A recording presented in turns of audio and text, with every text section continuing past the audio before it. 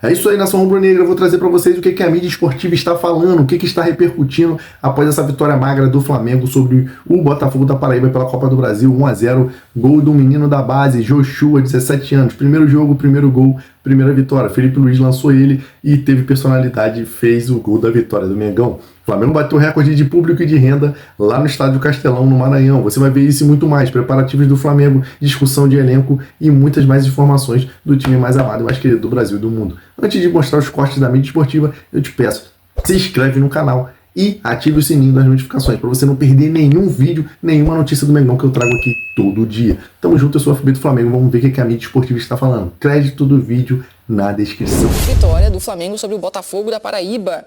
O Flamengo venceu por 1-0 com um time alternativo, né, Mansur?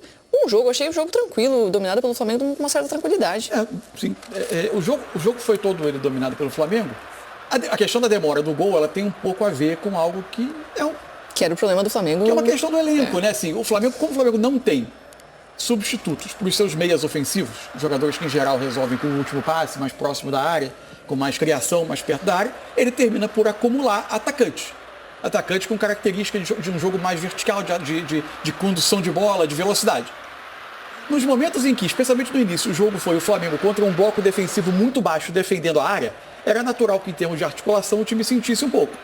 O Botafogo da Paraíba é um time que tentou em alguns momentos sair por baixo construindo. E aí tinha muito problema com a pressão ofensiva. Jogo, principalmente, com a pressão ofensiva do Flamengo. Aí o Flamengo recuperava e até tentava encontrar a defesa desarrumada. Aos poucos ele começa, entre aspas, saltar. O gol que o Michael perde, o Flamengo no primeiro tempo perdido pelo Michael. Aos poucos o Botafogo começa a saltar a pressão do Flamengo, ou seja, jogar bola longa para não enfrentar essa pressão.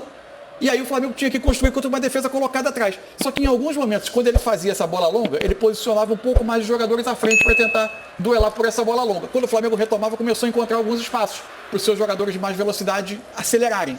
E aí o Flamengo criou as melhores oportunidades do primeiro tempo. Nos raros momentos em que ele não enfrentou um muro colocado ali atrás. Ele pôde acelerar um pouco mais. Veio o segundo tempo, o panorama não mudou tanto. O que aconteceu foi que o Felipe começou a fazer algumas trocas. Primeiro ele colocou o Juninho para tentar ter mais jogadores na área, tanto que ele coloca o Luiz Araújo para o lado esquerdo com o pé natural, apostando que ele fosse ao fundo para cruzar, né? Porque ele teve por um momento Juninho e Bruno Henrique juntos na área, depois aí ele colocou Gerson, colocou Everton Cebolinha, tentando ampliar um pouco o jogo, colocar alguns jogadores mais que são da base titular, a chance que teve o Juninho, da base titular, e até que entrou o Joshua, né, que acabou sendo o jogador do gol da vitória. Jovem da base, né? Jogador da base, foi jogador do Felipe Luiz na primeira parte da passagem do Felipe Luiz pela base do Flamengo, no Sub-17, que é a primeira parte de 2024, aí só o lance do gol. Cruzamento, Juninho cabeceia e o goleiro defende. Bola sobrou pro Joshua. Foi 9 bolas no gol do Flamengo, né? O jogo o tempo todo foi assim, quando sai o gol, né? Quase um ataque contra a defesa. Com uma certa tranquilidade. Nem sempre com tantas chances tão claras, mas chances suficientes para o Flamengo ganhar por mais do que 1-0. Esse é o lance do gol do Juninho que estava impedido. O Joshua, voltando ao Joshua, ele jogou no Sub-17 com o Felipe Luiz. Ele tem números na base que impressionam pela quantidade de gols, né? É até interessante, no momento em que o Flamengo... Você percebe o cheiro, né? Quando a gente fala do cheiro de gol, o Sobe já faz gol no primeiro jogo desse jeito. Tem isso, né, Alex? Como é que pode? A gente brinca direto no elenco, a gente brinca e nem vai perto lá porque você não tem cheiro de gol, cara. Passa lá no Duty Free, compra um perfume, sabe? Eu brincava assim. E o menino Sobe já faz um gol sobrando desse jeito, você percebe que o cara, a bola procura ele, né? Já dá um recado pro treinador, né? Vamos sobre E jogar no campo da maneira que foi, o campo, um bom gramado. Com grama, um pouquinho mais alta, né, do que o jogo. Só citar que o jogo foi no Maranhão, né, em São Luís, no estádio Castelão. Um pouquinho mais alto e seco, isso atrapalha bastante também quem está acostumado a jogar no campo mais rápido. Tá aí, ó, a gente vai vendo as finalizações. Esse é o gol, né? Isso. Mas o Flamengo finalizou bastante. E teve muito volume de jogo que não conseguiu converter em gols, né? O gol do Michael. Do Michael.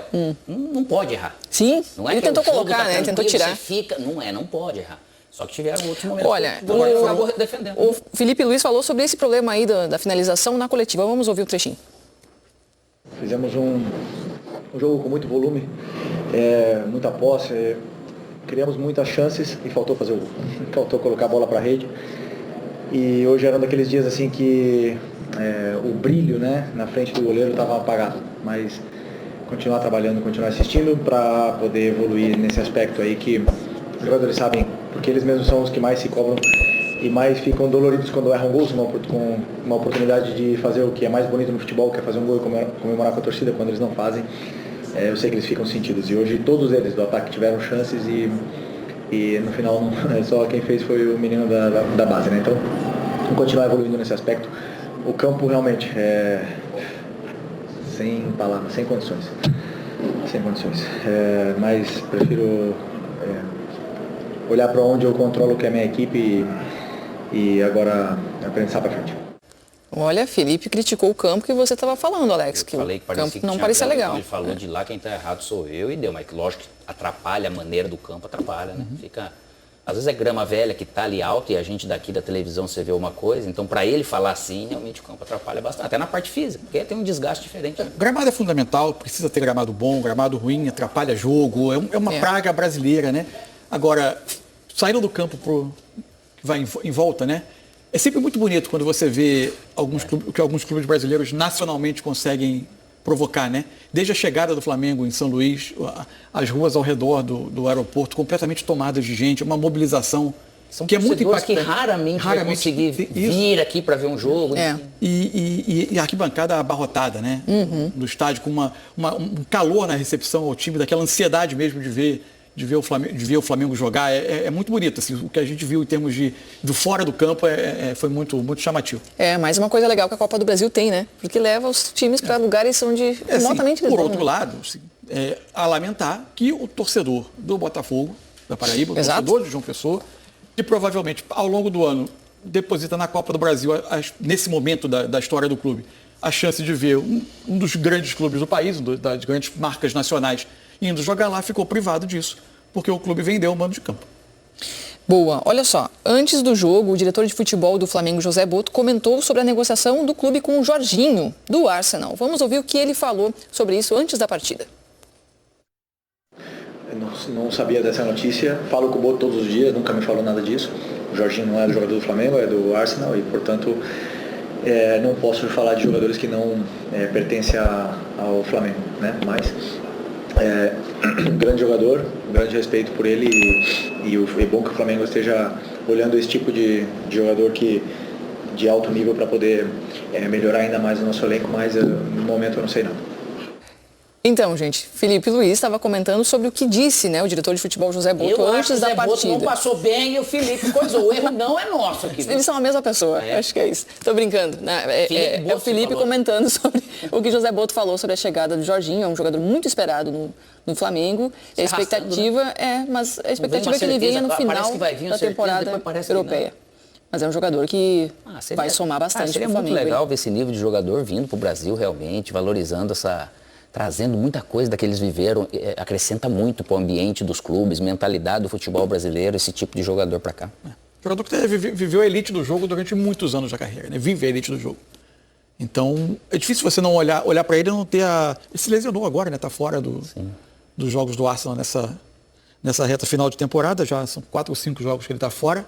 Mas, assim, é difícil você não olhar para ele estando saudável bem e não imaginar um grande impacto, né? No futebol brasileiro. Porque é uma trajetória sempre num nível muito alto. E às vezes o pessoal fala assim, mas tá lá no final da carreira. Cara, ele saiu muito cedo, tanto que jogou pela Itália e tal, mas, cara, todo brasileiro que tá lá fora, ele quer também ter sucesso, ele quer participar desse Brasileirão, ele quer ser conhecido, ele quer produzir algo aqui. E é interessante, esse nível que ele atingiu vindo para cá, a gente tem que torcer para que aconteça. E jogou em competições que tem uma leitura tática, que os jogadores de meio campo têm que ter uma leitura tática muito apurada, né? Futebol italiano, agora na Inglaterra, então a expectativa é muito alta. Quando esses jogadores voltam para o Brasil, a gente percebe nitidamente como eles têm uma leitura muito mais apurada do jogo e conseguem contribuir. E esse tipo de jogador que não jogou aqui, mas consegue, eu falo, ele quer provar isso daqui. Sim, volta ainda jogando em alto nível. Lógico que ele saiu daqui, ninguém conhecia, foi conhecido lá fora, mas jogaram um Brasileirão, eles estão lá fora, eles assistem, né? Dá essa vontade.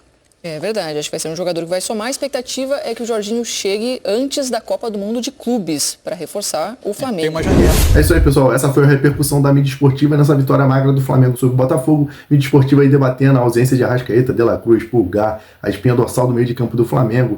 A ausência do Wesley pela direita também faz muita falta. Pedro também, finalizador nato, poderia cabecear muito bem nesse jogo e resolver nessa retranca do Botafogo já no primeiro tempo até. Mas o Felipe Luiz fez uma boa escolha, resolveu poupar a sequência de jogos muito grande.